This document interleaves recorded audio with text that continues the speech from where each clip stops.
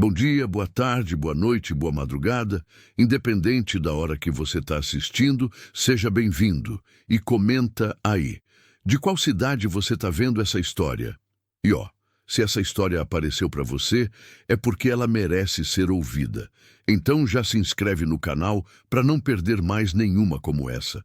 O sol se escondia atrás das montanhas quando vi algo que congelou meu sangue. Voltava da lida, montado no meu cavalo trovão, seguindo o mesmo caminho de sempre pela estrada de terra que corta minha propriedade. O dia tinha sido longo. Consertei a cerca do Pasto Norte, verifiquei o nível do açude que cada vez mais mostrava o fundo rachado e tentei não pensar no tanto que a vida tinha me cobrado nos últimos tempos. Aos 52 anos, eu era um homem que carregava o peso de muitas despedidas. Primeiro foi meu pai, depois minha Conceição, levada por um câncer que a consumiu em 6 meses. A fazenda que herdei dele, antes próspera, agora definhava como minha vontade de viver. 3 anos sem chuva direita tinham transformado a propriedade num cemitério de promessas. O calor do fim de tarde ainda queimava minha pele, mesmo com o sol perdendo força. O cheiro de terra seca misturado com o suor do cavalo criava aquela atmosfera pesada que antecede as tempestades, se é que ainda viriam tempestades para estas bandas de Goiás. Trovão pisava firme na poeira vermelha, levantando pequenas nuvens que grudavam no meu suor. Conhecia cada pedra, cada curva, cada árvore seca daquele caminho. Por isso mesmo, quando chegamos perto da velha ponte de pedra que meu avô havia construído sobre o riacho, algo me chamou a atenção. Um carro preto estava parado ali, desses sedãs grandes e reluzentes que não combinam com estrada de terra. As rodas limpas demais, sem um grão de poeira sequer. Gente da cidade, pensei. Mas havia algo errado no ar. Uma tensão que fez Trovão empinar as orelhas e relinchar baixinho.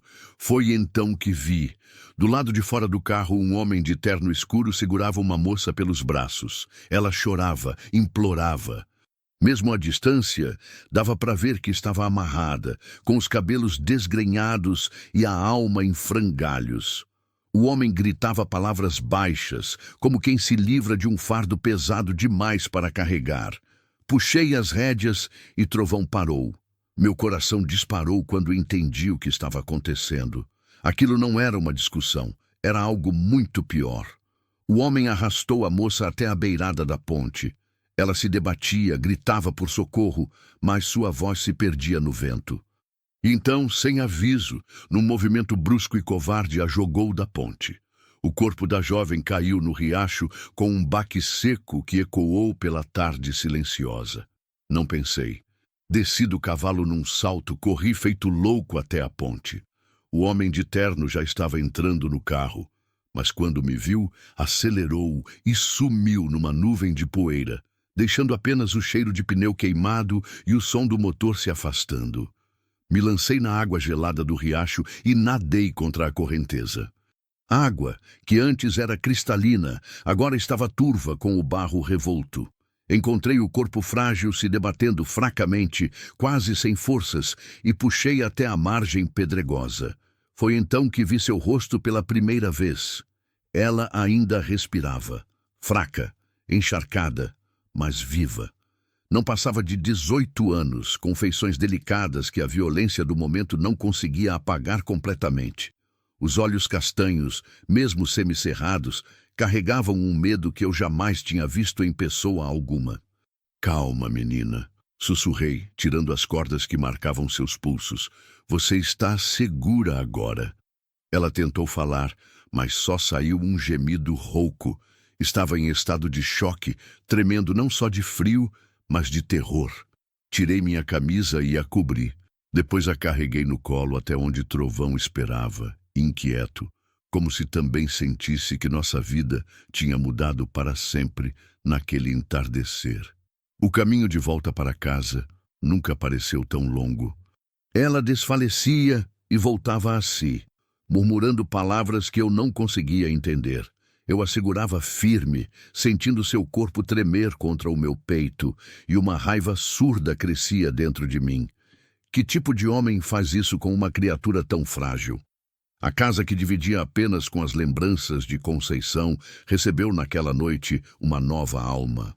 Coloquei a menina na cama do quarto de hóspedes, acendi o fogão a lenha e preparei chá de camomila. O mesmo que minha esposa fazia quando eu voltava abatido da lida. Ela bebeu devagar, ainda tremendo, e foi então que conseguiu falar suas primeiras palavras. Obrigada, moço bom. 2 palavras simples que perfuraram meu peito como uma lâmina. Fazia tanto tempo que ninguém me chamava de bom. Fazia tanto tempo que eu próprio não me sentia assim. Como você se chama, menina? Maria... Maria das Dores. O nome combinava com sua história, eu podia sentir. E enquanto ela adormecia, exausta, eu fiquei ali na cadeira de balanço que pertenceu à Conceição, velando seu sono e me perguntando o que o destino havia colocado em meu caminho. Lá fora, os grilos cantavam sua canção noturna e pela primeira vez em anos, o silêncio da fazenda não me pareceu tão pesado. Talvez, apenas talvez, Deus tivesse mandado aquela menina para reacender algo que já tinha morrido dentro de mim. Mas eu ainda não sabia que a verdadeira provação estava apenas começando. Acordei com o galo cantando e ela gritando. Eram 4 da manhã, quando os berros vindos do quarto de hóspedes me tiraram do sono pesado. Corri descalço pelo corredor frio, tropeçando nos móveis no escuro. Quando acendi a luz, Maria das Dores estava sentada na cama, o corpo todo tremendo, os olhos arregalados fixos em algum ponto que só ela via. "Ele vem me buscar!" gritava, as mãos agarrando os lençóis. "Ele disse que ia me matar." "Calma, menina." Sentei na beirada da cama devagar, como quem se aproxima de um animal ferido. "Você está na minha casa. Ninguém vai te fazer mal aqui." Ela me olhou como se estivesse me vendo pela primeira vez. Os olhos castanhos, que ontem pareciam perdidos, agora carregavam uma lucidez dolorosa. Lágrimas escorriam pelo rosto magro, e foi então que notei as marcas. Hematomas amarelados no pescoço, arranhões nos braços, sinais de violência que a água do riacho não tinha conseguido lavar. "Você não entende", sussurrou a voz rouca. "Ele tem dinheiro, tem poder. Ele vai me achar." "Quem, Maria?" Ela fechou os olhos e respirou fundo, como se reunisse coragem para falar. Quando abriu a boca, as palavras saíram atropeladas, desesperadas. "Meu marido, Evandro Campos. Ele é dono de 3 fazendas grandes aqui na região. Tem empresas em Goiânia. Todo mundo conhece ele, todo mundo tem medo dele. O nome me era familiar. Evandro Campos, aquele homem que aparecia nos jornais locais, sempre de terno e gravata, sorriso falso estampado nas fotos. Político nas horas vagas, fazendeiro por herança, milionário por exploração. Conhecia o tipo, gente que pisava nos outros para subir na vida. "Por que ele fez isso com você?" Maria das Dores puxou o lençol até o queixo, como se quisesse se esconder do mundo. Demorou um tempo até conseguir falar, e quando falou, a voz saiu tão baixa que precisei me inclinar para ouvir. Eu estava grávida. As palavras ficaram suspensas no ar como fumaça. Senti meu estômago revirar. Uma criança. Ela carregava uma criança. Estava? Ainda estou. Ela pousou a mão no ventre, num gesto protetor que me partiu o coração. 3 meses. Ele quis que eu tirasse. Disse que uma filha de empregada doméstica não ia dar herdeiro para a família Campos. A raiva subiu pelo meu peito como água fervente. Cerrei os punhos, mas mantive a voz calma. "Conte desde o começo, Maria. Preciso entender."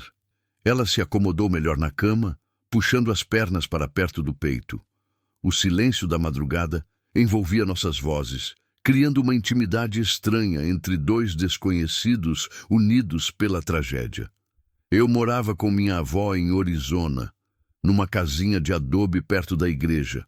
Mãe morreu quando eu era pequena. Pai nunca conheci. Vó Rosa me criou lavando roupa para fora, vendendo quitanda na feira. Éramos pobres, mas éramos felizes. A voz dela ganhou um tom nostálgico, como se falasse de um paraíso perdido. Quando completei 17 anos, vó Rosa ficou doente. Câncer no estômago. Precisava de remédio caro, tratamento na cidade. Foi quando Evandro apareceu. Disse que ia pagar o tratamento dela, que ia me dar uma vida melhor, que estava apaixonado por mim. E você acreditou. Eu era uma menina tola. Ela sorriu sem alegria. Vó Rosa morreu 2 meses depois. Eu não tinha mais nada, ninguém. Evandro me levou para a mansão dele em Anápolis. Casamos no civil, sem festa, sem família. Ele disse que era melhor assim, mais íntimo. Eu já imaginava onde a história ia parar, mas deixei ela continuar. Às vezes, a gente precisa falar para exorcizar os demônios. No começo foi bom. Ele me dava roupas bonitas, comida farta, uma cama macia. Mas depois começou a me trancar. Dizia que era para minha proteção, que eu era muito inocente para o mundo. Tirou meus documentos, disse que ia guardar, proibiu de sair sozinha, de falar com outras pessoas. A única companhia que eu tinha eram as empregadas, e ele mandava elas me vigiarem. Ninguém desconfiou? Quem ia desconfiar? Ela riu, amargurado. Evandro Campos, o homem respeitado, casado com uma mocinha da roça. Todo mundo achava que eu tinha dado sorte, que tinha me dado bem na vida. O sol começava a nascer lá fora, pintando as paredes do quarto com uma luz dourada. Maria das Dores continuou. Quando descobri que estava grávida, pensei que ele ia ficar feliz, que ia me tratar melhor, me dar mais liberdade. Mas foi o contrário. Ele surtou. Disse que eu era uma vagabunda, que tinha me engravidado de propósito para arrancar dinheiro dele, que ia me levar num médico para resolver o problema. E você se recusou. Claro que me recusei. Pela primeira vez vi fogo nos olhos dela. Pode ser que eu tenha sido tola, mas não sou assassina. Essa criança é inocente, não tem culpa dos erros dos pais. Senti um orgulho estranho daquela menina. Sozinha, assustada, mas firme em suas convicções. Havia aço nela, escondido sob toda aquela fragilidade. Ontem ele me acordou cedo. Disse que íamos dar uma volta no campo, que o ar puro ia me fazer bem. Eu achei estranho, porque fazia meses que ele não me deixava sair de casa. Mas entrei no carro. Quando vi que estava indo para a ponte, a voz dela falhou. Ele disse que ia me livrar do problema, que ninguém ia sentir falta de uma órfã da roça. Mas se enganou. Você me salvou. Ela me olhou com uma gratidão que me constrangeu. Por quê? Você nem me conhece. Era uma pergunta simples, mas que mexeu com algo profundo dentro de mim. Porque mesmo eu tinha pulado naquela água gelada? Porque tinha trazido uma desconhecida para minha casa? Porque era a coisa certa a fazer, respondi, mas sabia que havia mais do que isso. Havia uma solidão que reconhecia outra solidão. Uma dor que entendia outra dor. Ele vai vir atrás de mim, murmurou ela. Evandro não aceita ser contrariado. Vai mandar alguém me procurar. Então a gente vai ter que estar preparado. As palavras saíram da minha boca sem que eu pensasse. A gente. Como se já fôssemos uma família. Como se aquela menina e a criança que carregava fossem minha responsabilidade. Você não entende, insistiu ela. Ele é poderoso, tem dinheiro, tem influência, pode acabar com sua vida também. Maria, disse, e foi a primeira vez que falei seu nome em voz alta. Eu já perdi tudo que tinha para perder. Minha mulher, minha paz, minha esperança. Não tenho mais nada a temer. Ela me estudou em silêncio, e eu vi quando algo mudou em seus olhos. Como se tivesse encontrado uma âncora em meio à tempestade. Moço bom, sussurrou, e dessa vez o apelido soou diferente. Não era mais o agradecimento de uma vítima, mas o reconhecimento de uma aliada. Lá fora, o dia amanhecia com promessa de calor forte, mas ali dentro, naquele quarto que guardava o cheiro de alfazema da minha Conceição, uma nova história estava começando. Uma história de proteção, de resistência, de dois seres humanos feridos que encontraram um no outro a força que precisavam para seguir em frente. Eu só não sabia que nossa paz duraria apenas 3 dias. Durante 3 dias, minha fazenda conheceu uma alegria que tinha esquecido de existir. Maria das Dores acordava cedo, antes mesmo do galo cantar. Eu a encontrava na cozinha, preparando café no fogão a lenha, o cheiro de pão de açúcar se espalhando pela casa. Ela havia aprendido a cozinhar com a avó, e suas mãos pequenas transformavam ingredientes simples em verdadeiras obras de arte. "Bom dia, seu João", dizia ela, e eu gostava de ouvir meu nome na voz dela. Fazia tempo que alguém não me chamava pelo nome. "Bom dia, menina. Como passou a noite?" "Melhor." Ela sorria, e eu notava como o sorriso dela iluminava o ambiente. "Sonhei com vó Rosa ontem. Ela disse que estava orgulhosa de mim. Nos primeiros dias, Maria tinha medo de tudo. Um barulho estranho na noite, um carro passando distante na estrada, até mesmo o latido do meu cão Rex a faziam se encolher. Mas aos poucos, ela foi se soltando, encontrando segurança na rotina simples da fazenda. Eu ensinei ela a tirar leite da mimosa, minha vaca mais mansa. Suas mãos tremiam no início, mas logo pegou o jeito. Rimos juntos quando ela levou um rabo na cara, e naquele momento, vendo ela dar gargalhadas, pensei que fazia uma eternidade que não ouvia risadas naquela casa. "Você é muito paciente, seu João", disse ela no segundo dia, enquanto me ajudava a alimentar as galinhas. "Evandro nunca teve paciência para nada, sempre com pressa, sempre gritando." "Pressa para quê?" respondi, espalhando milho no terreiro. "A vida já é curta demais para a gente ficar correndo." Ela parou de jogar milho e me olhou com uma expressão pensativa. "Ele sempre dizia que tempo é dinheiro, que não podia perder tempo com bobagens. E o que é bobagem para ele? Conversar, caminhar devagar, olhar o pôr do sol." Ela fez uma pausa. "Cuidar de uma esposa." A tristeza voltou aos olhos dela por um momento, mas logo se desfez quando uma galinha bicou seu pé descalço. Ela pulou, gritou e acabamos rindo de novo. No terceiro dia, ela me ajudou a consertar a cerca do pasto, segurava os arames enquanto eu pregava, e conversávamos sobre tudo e nada. Ela me contou sobre a vida em Orizona, sobre as festas juninas na praça, sobre como a avó fazia o melhor pamonha da região. "Você tem filhos, seu João?" A pergunta me pegou desprevenido. Parei de martelar e fiquei olhando para o horizonte onde o sol começava a se pôr. Conceição e eu tentamos muito, mas não veio. Ela dizia que Deus sabia o que fazia, que na hora certa aconteceria. Sorri melancólico. "A hora certa nunca chegou. Sinto muito. Não precisa. Foi há muito tempo." Voltei a martelar, mas o som ecoava diferente agora, mais suave. "E você, está feliz com a gravidez?" Ela pousou a mão no ventre, num gesto que já tinha se tornado natural. "Muito. Mesmo com todo o medo, com toda a incerteza, eu amo essa criança. É a única coisa boa que saiu daquele casamento. Vai ser uma mãe maravilhosa." "Espero que sim." Ela me olhou com uma expressão séria. "Seu João, posso te perguntar uma coisa?" "Claro." "Por que você está fazendo isso? Cuidando de mim, me protegendo? Você mal me conhece."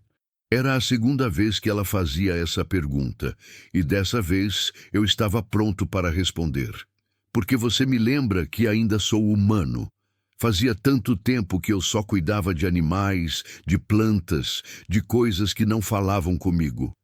Você me fez lembrar que existe bondade no mundo, que vale a pena lutar por alguma coisa." Ela sorriu, e naquele sorriso eu vi toda a gratidão do mundo. "Obrigada por me dar uma chance de recomeçar. Nós dois estamos recomeçando, Maria." Naquela noite, depois do jantar, sentamos na varanda para tomar um chá de erva cidreira. O calor do dia dava lugar a uma brisa fresca, e os grilos começavam seu concerto noturno. Maria das Dores estava mais relaxada do que eu tinha visto até então. Está tão silencioso aqui, comentou ela.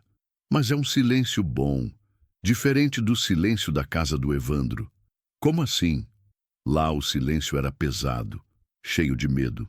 Eu ficava na janela do quarto, olhando para fora, e mesmo com tanto movimento na cidade, me sentia presa, sufocada. Aqui o silêncio é acolhedor, como se a própria terra estivesse me abraçando. Entendi perfeitamente o que ela queria dizer. Depois que Conceição morreu, o silêncio da fazenda tinha se tornado meu inimigo. Agora, com Maria ali, ele voltava a ser meu companheiro. Seu João, disse ela de repente, você acha que eu vou conseguir criar meu filho? Sozinha, sem dinheiro, sem família? Você não vai estar sozinha. As palavras saíram sem que eu pensasse, carregadas de uma promessa que eu mesmo não sabia se podia cumprir. Ela me olhou, surpresa. O que você quer dizer? Quero dizer que... Parei procurando as palavras certas. Quero dizer que enquanto eu estiver vivo, você e essa criança vão ter um teto, comida e proteção. Não é muito, mas é o que posso oferecer. Lágrimas brotaram nos olhos dela, mas dessa vez eram lágrimas de alívio, de gratidão. Você faria isso por nós? Já estou fazendo. Ela se inclinou e segurou minha mão. Suas mãos eram pequenas, calejadas pelo trabalho doméstico, mas quentes e firmes. Senti uma conexão que não experimentava desde que Conceição morreu. Promete que não vai me abandonar? Prometo.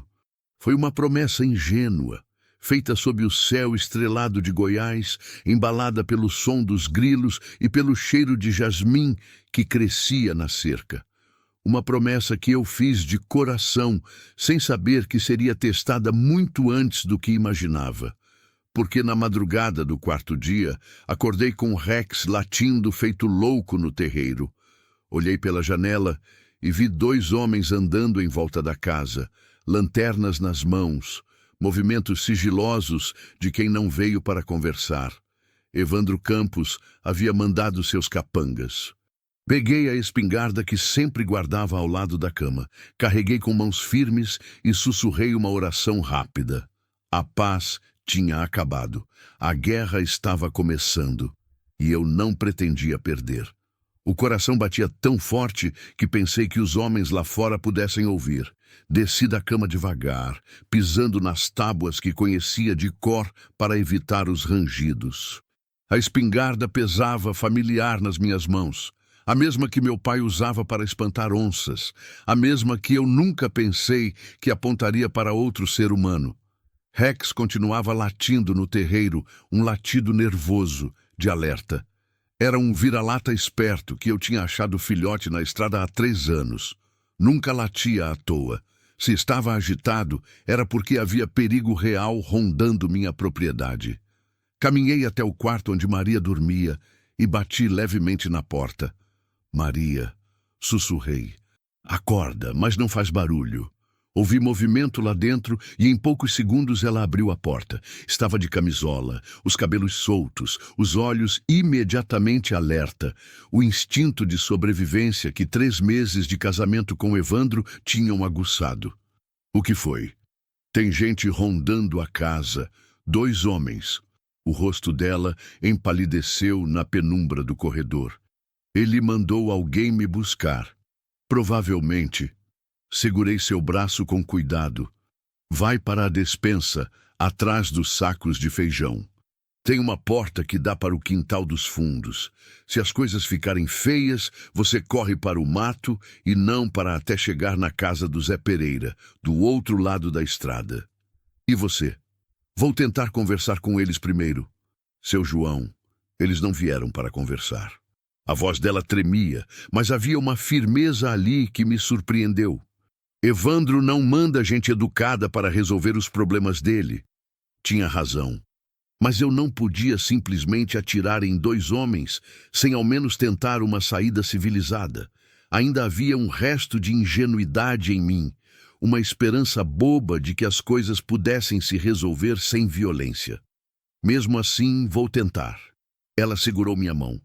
Cuidado, por favor. Pode deixar. Maria sumiu na escuridão da casa e eu segui para a sala. Acendi um lampião a querosene e coloquei na mesa, criando uma luz fraca que dançava nas paredes. Sentei numa cadeira de frente para a porta, a espingarda apoiada no colo, e esperei. Os passos lá fora se aproximaram. Rex latiu mais forte, depois ficou quieto de repente. Meu sangue gelou. Eles tinham feito alguma coisa com o cachorro.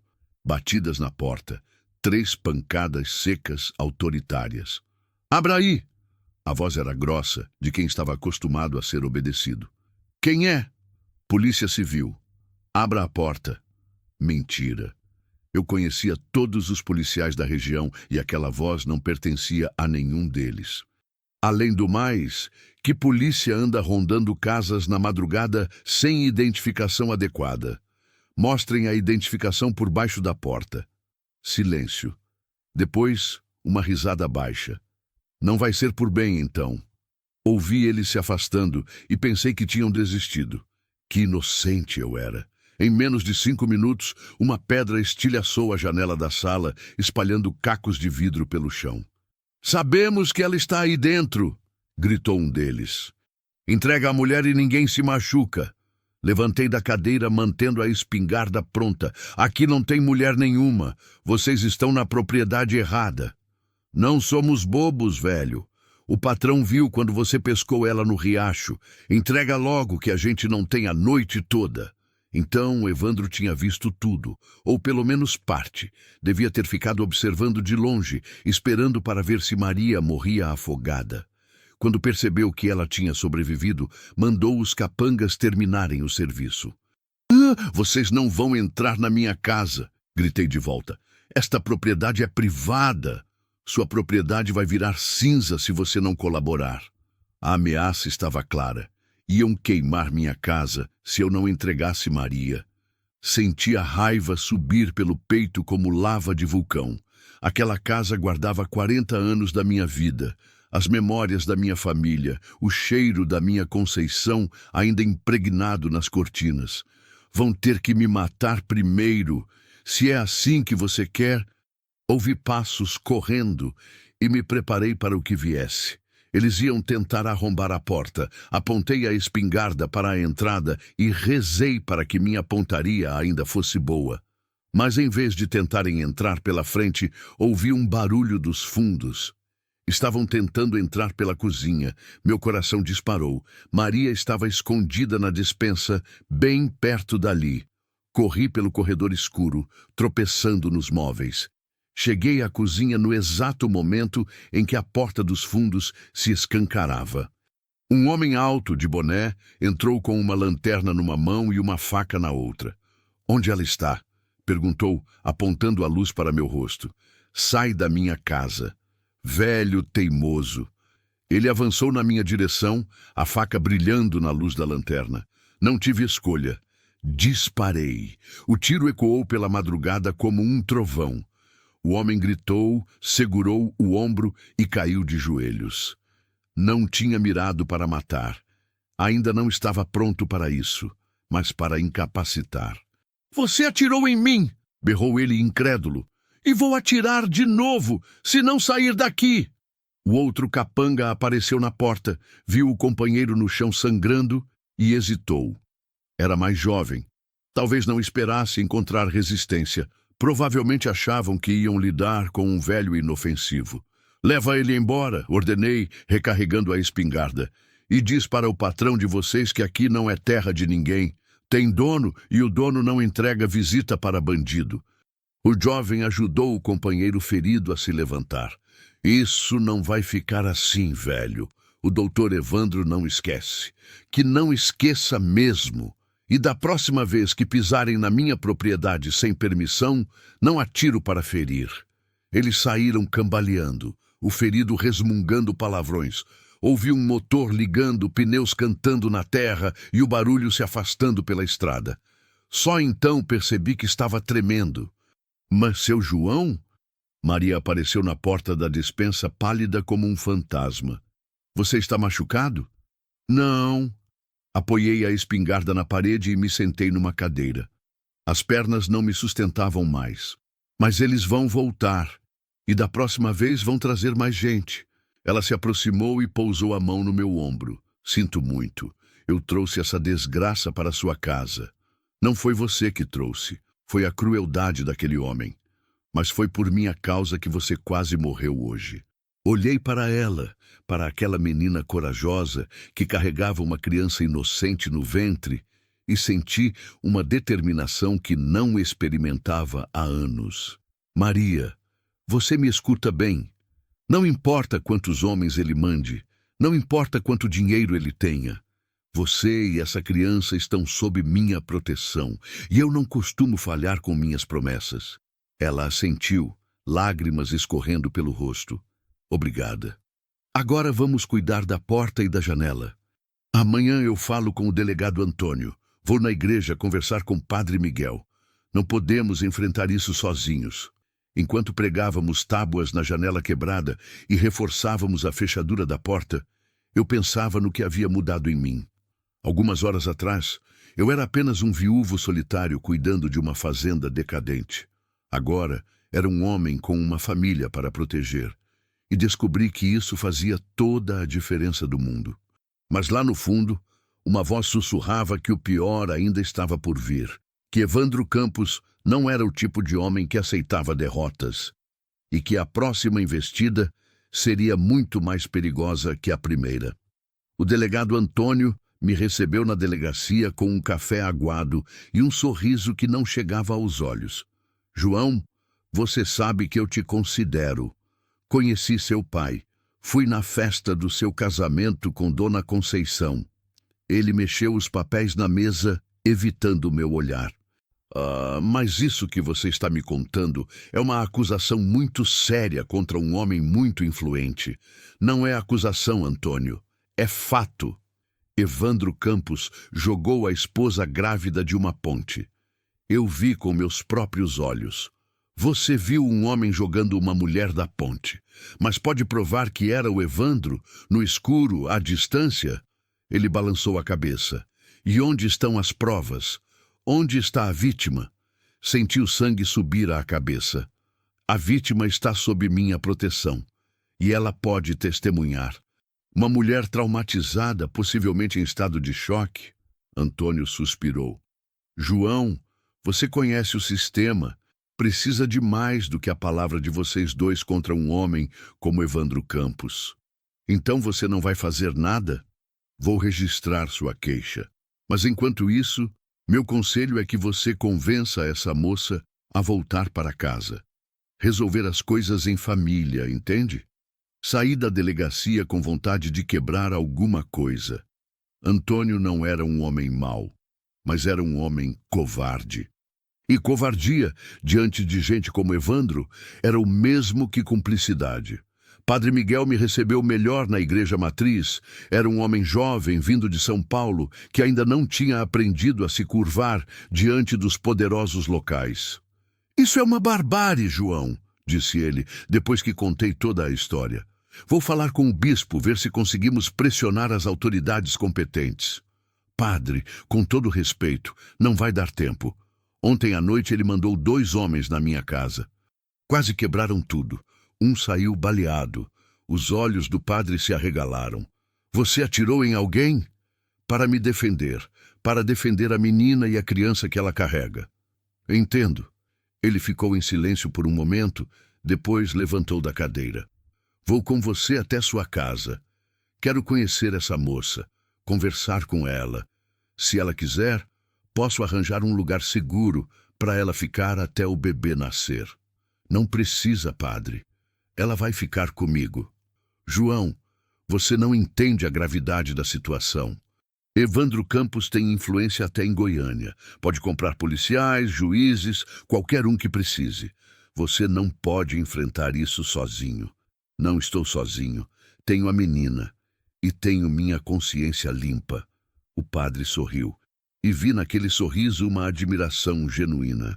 Você me lembra São Jorge enfrentando o dragão. Espero que a história termine melhor para mim do que para ele. Voltamos juntos para a fazenda.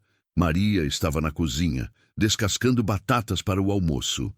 Quando viu o padre, ficou tímida, alisou o vestido simples que eu tinha conseguido emprestado com uma vizinha. Padre, esta é Maria das Dores. Muito prazer, minha filha. Padre Miguel puxou uma cadeira e sentou ao lado dela. João me contou sua história. Quero que saiba que tem todo o apoio da igreja. Obrigada, padre. A voz dela saiu baixa, humilde. Sei que causei muito problema para o seu João. Você não causou problema nenhum. Quem causa problema é quem pratica a violência, não quem sofre com ela. Conversamos por 2 horas. Maria contou sua versão dos fatos e viu o padre ficar cada vez mais indignado com os detalhes. Quando ela mencionou que Evandro a forçava a tomar remédios para não engravidar, o padre cerrou os punhos. Isso é um crime contra a vida, contra a dignidade humana, murmurou. Vou escrever um relatório detalhado e mandar para as autoridades em Brasília. Tem gente honesta lá que vai se interessar por esse caso. Vai dar tempo? Perguntei. Vamos torcer para que sim. Padre Miguel saiu no final da tarde, depois de abençoar a casa e prometer voltar no dia seguinte. Maria e eu jantamos em silêncio, cada um perdido em seus pensamentos. O peso da situação estava sobre nós como uma nuvem carregada. Seu João, disse ela, empurrando a comida no prato. Talvez seja melhor eu ir embora. Sumir para longe, onde ele não possa me achar. Não, para onde? Você não tem dinheiro, não tem documentos, não conhece ninguém. E grávida ainda por cima. Melhor eu morrer longe do que causar sua morte aqui. Ninguém vai morrer. Mas eu estava mentindo. E nós dois sabíamos disso. A tensão no ar era palpável, como antes de uma tempestade. Evandro não ia desistir. E a próxima vez que viesse seria para terminar o serviço definitivamente. Naquela noite não consegui dormir. Fiquei na varanda, fumando e olhando para a estrada. Maria também não dormia. Ouvia ela se mexendo no quarto, suspirando, provavelmente acariciando a barriga onde crescia a criança.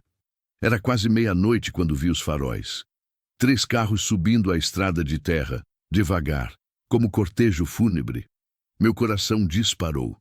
Corri para dentro de casa, peguei a espingarda e todas as munições que tinha. Maria! Chamei baixinho. Acorda! Ela apareceu em segundos, já alerta. Eles voltaram? 3 carros. Olhei pela fresta da janela. Um deles deve ser o próprio Evandro. Meu Deus! Os carros pararam na frente da casa e 6 homens desceram. Reconheci um deles. Era o que eu tinha baleado na noite anterior, com o braço numa tipóia. No meio do grupo destacava-se uma figura de terno escuro. Mesmo na penumbra, dava para ver que era um homem acostumado a mandar. Evandro Campos em pessoa. João da Silva. A voz ecoou na noite como um trovão. Sei que está aí dentro, quero conversar. Vai para a despensa, sussurrei para Maria. E dessa vez, se der errado, você corre e não olha para trás. Não vou te deixar sozinho. Vai sim, pensa na criança. Ela hesitou, depois assentiu. Beijou minha testa rapidamente. Obrigada por tudo, moço bom. Esperai ela sumir nos fundos da casa. Depois gritei pela janela. Que conversa! Homem que manda capanga na calada da noite não é de conversar. Foi um mal-entendido. Evandro se aproximou da casa, as mãos para cima num gesto de paz. Meus funcionários exageraram. Quero apenas levar minha esposa de volta para casa.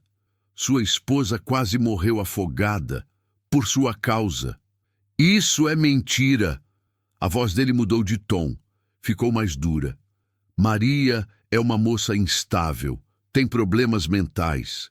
Inventou essa história toda porque não quer assumir suas responsabilidades. Que responsabilidades? Está grávida de outro homem. Me traiu e agora quer colocar a culpa em mim. A mentira era tão absurda que quase ri. Quase. Porque percebi que Evandro estava construindo uma versão alternativa dos fatos, uma narrativa que o inocentasse e transformasse Maria na vilã da história. Mesmo que fosse verdade, gritei. Isso não dá direito de jogar ninguém de uma ponte. Ninguém jogou ninguém. Ela pulou, tentou se matar. Eu estava tentando impedir. Então por que você fugiu? Por que não chamou socorro? Silêncio. Evandro havia sido pego na própria mentira. Está bem, disse ele depois de um momento. Chega de conversa. Maria, sei que está aí dentro. Sai logo que vamos para casa. Ela não vai a lugar nenhum com você. Ela é minha esposa. Tenho direitos sobre ela. Direito de matar? Chega! O grito de Evandro ecoou pela noite. Rapazes, cerquem a casa. Quero ela viva. Quanto ao velho, façam o que for necessário. E foi então que soube. Não haveria mais conversa. Não haveria mais negociação. Era hora de lutar ou morrer. Apontei a espingarda para a janela e esperei. Meu coração batia tão forte que chegava a doer no peito. Aos 52 anos, eu ia lutar minha primeira guerra e torcia para não ser a última. A primeira bala estilhaçou o batente da janela a poucos centímetros do meu rosto. Joguei-me no chão, arrastando-me até a parede oposta. Meu coração batia como tambor de festa junina. Mas minha mente estava estranhamente clara. 40 anos trabalhando na terra tinham me ensinado a tomar decisões rápidas em momentos de crise. Rendam-se, gritou Evandro lá fora. Vocês estão cercados. Mais tiros. As balas atravessavam as paredes de adobe como facas cortando manteiga. Uma delas passou tão perto que senti o calor no pescoço. Rastejei até a cozinha, procurando um ângulo melhor para revidar. Pela fresta da porta dos fundos, vi 2 homens se aproximando. Respirei fundo, mirei no joelho do primeiro e disparei. O homem gritou e caiu, rolando na terra. O segundo se escondeu atrás do galinheiro. Peguem fogo na casa, berrou Evandro. Quero ver se eles saem. Meu sangue gelou. Fogo era a única coisa que eu realmente temia naquele mundo. Minha casa, com 40 anos de memórias, viraria cinza por causa da crueldade de um homem que não suportava ser contrariado. Não! Uma voz feminina cortou a noite como lâmina. Pare com isso! Maria das Dores havia saído da despensa e estava na varanda, as mãos levantadas, a barriga redonda destacada na camisola branca. Maria, volta para dentro! Gritei. Chega de violência! Ela desceu os degraus devagar, caminhando em direção a Evandro. Eu vou com você, mas deixa o seu João em paz. Não! Me levantei, expondo-me aos atiradores. Volta para dentro, menina. Finalmente uma decisão sensata, disse Evandro guardando a pistola no coldre. Fez um sinal para os homens pararem de atirar. Venha, Maria, vamos para casa resolver isso direito. Ela continuou caminhando, mas havia algo na postura dela que me chamou a atenção. Não era rendição, era determinação, como se tivesse um plano. Antes de ir, disse ela, parando a 2 metros de Evandro, quero que todo mundo escute uma coisa. Maria, não é hora de... É sim. Ela se virou para os capangas, para mim, para o próprio marido. Quero que todos saibam que tipo de homem é Evandro Campos. Que saibam o que ele fez comigo. Cala a boca, Maria, rosnou Evandro. Você está histérica. Estou grávida, ela gritou pousando as mãos no ventre. Grávida de 3 meses, e esse homem me jogou de uma ponte para me matar, para matar nosso filho. Ela está mentindo, disse Evandro para os homens. Vocês sabem como mulher grávida fica doida. Mentindo? Maria riu. Mas não havia alegria naquele riso. Então explica as marcas no meu pescoço. Explica por que eu estava amarrada quando o seu João me tirou da água. Explica por que você fugiu correndo depois de me jogar da ponte. Alguns dos capangas trocaram olhares. Pela primeira vez, vi dúvida nos rostos deles. Talvez não soubessem exatamente para que tipo de serviço tinham sido contratados.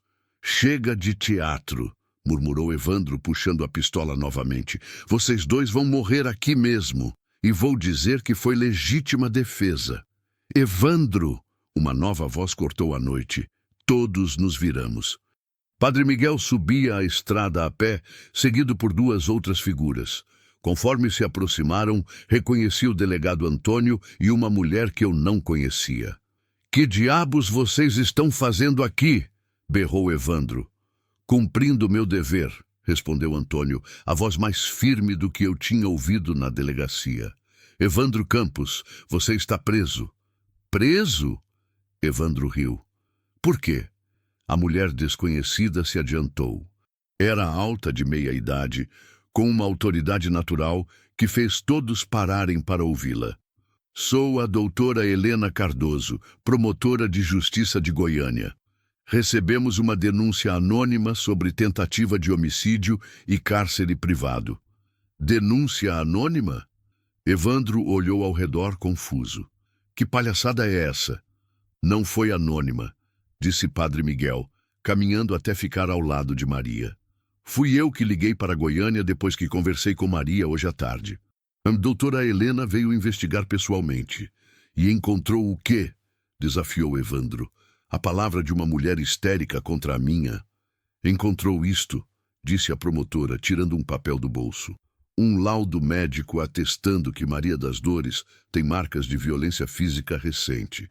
Marcas compatíveis com tentativa de estrangulamento e imobilização forçada. E isto também", acrescentou Padre Miguel, tirando um pequeno gravador do casaco. "Nossa conversa desta tarde, onde Maria relata em detalhes os maus tratos que sofreu, sua tentativa de forçá-la a abortar e a tentativa de homicídio na ponte." O rosto de Evandro mudou. A máscara de homem respeitável caiu, revelando a verdadeira face. Um predador acuado. "Vocês não têm provas de nada", disse, mas a voz estava diferente, menos segura. "Temos também isto", anunciou a promotora, tirando outro papel. "Um mandado de busca e apreensão na sua casa. Meus investigadores encontraram remédios abortivos escondidos no seu escritório e documentos mostrando que você forjou a assinatura de Maria em vários papéis, incluindo uma procuração que lhe dava poderes totais sobre ela. E por último", disse o delegado Antônio, agora visivelmente envergonhado de sua atitude anterior, "temos o testemunho de duas ex-empregadas suas que confirmam os maus tratos. Parece que você tem um histórico de violência contra mulheres, Evandro. Foi como assistir à demolição de um prédio. Evandro Campos, o homem poderoso, se desfez diante dos nossos olhos. A arrogância deu lugar ao desespero. A autoridade virou súplica patética." "Vocês não entendem", murmurou. "Ela é minha esposa. Tenho direitos." "Ninguém tem direito de maltratar outro ser humano", disse a promotora. "Evandro Campos, você está preso por tentativa de homicídio, cárcere privado, violência doméstica e tentativa de induzir aborto." O delegado Antônio se aproximou com as algemas. Os capangas de Evandro, vendo a situação, foram largando as armas e levantando as mãos. Sem o patrão para protegê-los, viraram apenas criminosos comuns assustados. "Maria!" Evandro fez uma última tentativa, a voz quase implorando. "Diz para eles que você está mentindo, que inventou tudo isso. Ainda podemos voltar para casa, ser felizes." "Eu jamais fui feliz com você", respondeu ela, a voz firme como rocha. "E nosso filho nunca vai conhecer a violência que você representa." Evandro foi levado algemado. Os capangas também. Em poucos minutos, minha propriedade voltou ao silêncio. Mas agora era um silêncio diferente. Um silêncio de paz, não de solidão. "Como vocês souberam que precisavam vir aqui hoje?" perguntei à promotora. "Padre Miguel nos ligou quando escureceu. Disse que tinha uma sensação ruim, que Evandro não ia esperar até amanhã para agir." Ela sorriu. "Às vezes é bom confiar na intuição das pessoas de bem." A doutora Helena examinou Maria ali mesmo, na luz dos faróis das viaturas. Confirmou que ela e o bebê estavam bem, que os 3 meses de gestação transcorriam normalmente, apesar de tudo o que tinha passado. "E agora?" perguntou Maria, quando ficamos sozinhos novamente. "O que vai acontecer comigo?" O que você quiser que aconteça, respondi. Evandro vai ficar preso por muito tempo. Você é livre para ir onde quiser, fazer o que quiser. E se eu quiser ficar aqui? Ajudar você na fazenda, criar meu filho no campo? A pergunta me pegou desprevenido. Olhei para ela, para aquela menina que em poucos dias tinha mudado completamente minha vida, e senti algo que não experimentava há anos: esperança. Tem certeza? A vida aqui é simples. Não tem luxo, não tem facilidades.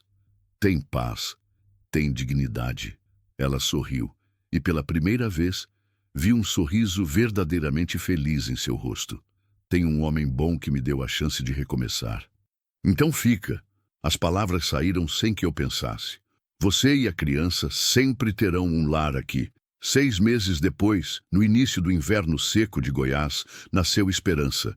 Foi um parto difícil, mas Dona Conceição, a parteira da região, homônima da minha falecida esposa, conseguiu trazer a menina ao mundo sem complicações. Quando ouvi o primeiro choro, senti lágrimas escorrerem pelo meu rosto. Lágrimas de alívio, de alegria, de gratidão. É uma menina forte, anunciou Dona Conceição, entregando o embrulho rosado para Maria. Vai dar muito trabalho para vocês. Que dê, riu Maria, exausta, mas radiante. Trabalho bom a gente aceita. Esperança cresceu como uma flor no campo. Aos 2 anos, já corria atrás das galinhas, ajudava a jogar milho para os porcos, dormia no meu colo enquanto eu contava histórias na varanda. Maria virou a melhor mãe que eu já vi, e pouco a pouco também se tornou a alma da fazenda. Não nos casamos no papel. Ela ainda estava tecnicamente casada com Evandro, mesmo ele estando preso. Mas éramos uma família de verdade. Eu virei pai aos 54 anos, sem ter gerado a criança. Maria virou minha companheira sem ser minha esposa. E Esperança virou minha filha sem carregar meu sangue. Evandro foi condenado a 15 anos de prisão. O processo revelou que ele tinha agredido outras mulheres antes de Maria, mas nenhuma tinha tido coragem de denunciar. O caso virou exemplo na região, mostrando que dinheiro e influência não estão acima da lei quando existe gente disposta a lutar pela justiça. Hoje, 5 anos depois daquela noite terrível, acordo todos os dias com o som de Esperança rindo no quintal. A fazenda voltou a prosperar, não em dinheiro, mas em vida. Temos uma horta que alimenta 3 famílias vizinhas. Criamos porcos e galinhas que vendemos na feira e nossa casa sempre tem um prato a mais para quem precisar. Maria se tornou uma mulher forte, confiante, respeitada na comunidade. É professora na escola rural que fica a 10 quilômetros daqui e as crianças a adoram. Esperança a acompanha algumas vezes e já mostra sinais de que vai ser tão determinada quanto a mãe. Às vezes, quando estou sozinho na roça, penso em como uma vida pode mudar em poucos dias. Como um encontro casual pode transformar 2 destinos. Como a coragem de fazer o que é certo pode despertar uma força que nem sabíamos que tínhamos. Ontem, Esperança me perguntou por que eu não sou seu pai de verdade, já que ela nunca conheceu outro. Expliquei que família não é só sangue, é amor, cuidado, proteção. Que às vezes Deus manda as pessoas certas no momento certo para construir laços mais fortes que qualquer parentesco. Então você é meu pai do coração? Perguntou ela. Sou, minha filha, e você é a filha do meu coração. Ela sorriu e voltou a brincar, satisfeita com a explicação. Eu fiquei ali olhando para aquela criança que carrega o nome de Esperança e entendendo por que Maria a batizou assim. Porque esperança é exatamente isso que ela trouxe para a nossa vida. A certeza de que sempre é possível recomeçar, de que a bondade ainda existe no mundo, de que pequenos gestos de humanidade podem mudar destinos. Hoje, quando o sol se põe atrás das montanhas de Goiás, não vejo mais um final, mas um novo amanhecer. Cada dia é uma oportunidade de cuidar, de proteger, de amar. Cada dia é uma chance de provar que ainda existem homens bons neste mundo e que, às vezes, quando menos esperamos, a vida nos dá uma segunda chance de ser feliz. Porque, no final das contas, família não é quem nasce conosco, é quem escolhe ficar.